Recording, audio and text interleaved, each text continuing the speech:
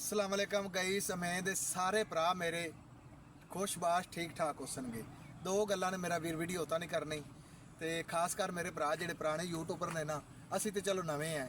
जेडे पुराने यूट्यूबर ने या जेडे मेरे भरावां ने वो नवे चैनल बनाए ने या 2-4 महीने पहले बनाए ने, साफ ज़ाहिर उन्होंने मेहनत की है। पुराने ने भी नव्या ने भी, अल्लाह उन्होंने तंदुरुस्ती देवे, अल्लाह उन्होंने कारोबार बरकत पावे।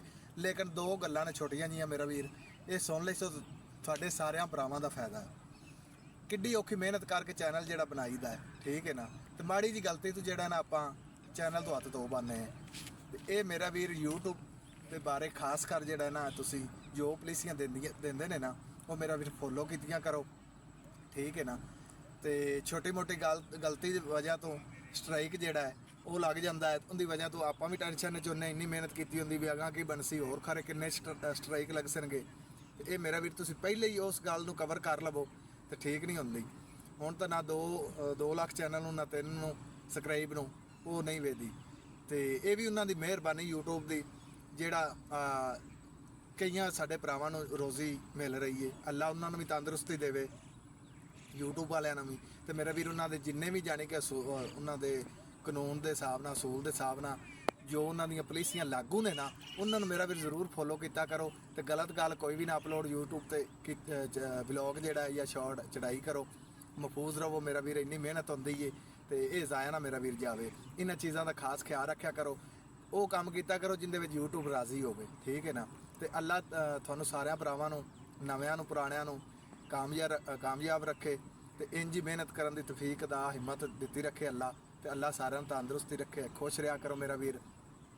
तो यूट्यूब की जी पॉलिसी है ना वो खास कर नज़रअंदाज ना किया करो, उन्होंने फॉलो रखा करो ताकि ना उन्होंने कोई परेशानी आवे तो ना आपां नूं परेशानी आवे। यह दो मेरा वीर गल्लां ने।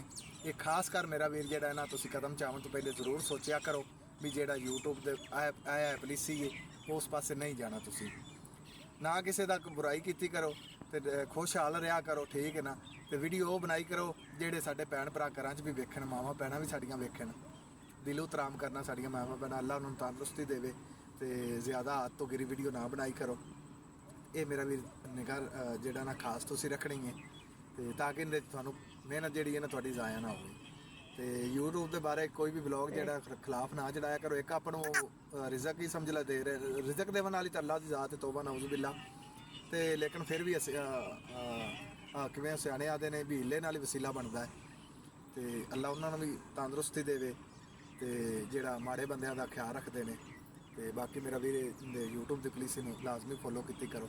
जेडे मेरे भरावां वीडियो चंगी लगी चैनल में लाइक सबसक्राइब फॉलो कर देना, ठीक है ना। ताकि इंज दी मजीद कोई भी जी है ना असी भी जाने कि मोबाइल तो वेख के कोई गल्लां नोट करी दियां ने तो कोई इंज दी नवी अपडेट कोई भी आती है ना तो सारे भरावां नूं आगाह कर दिता कर सकेंगे। चैनल में जरूर सबसक्राइब करो।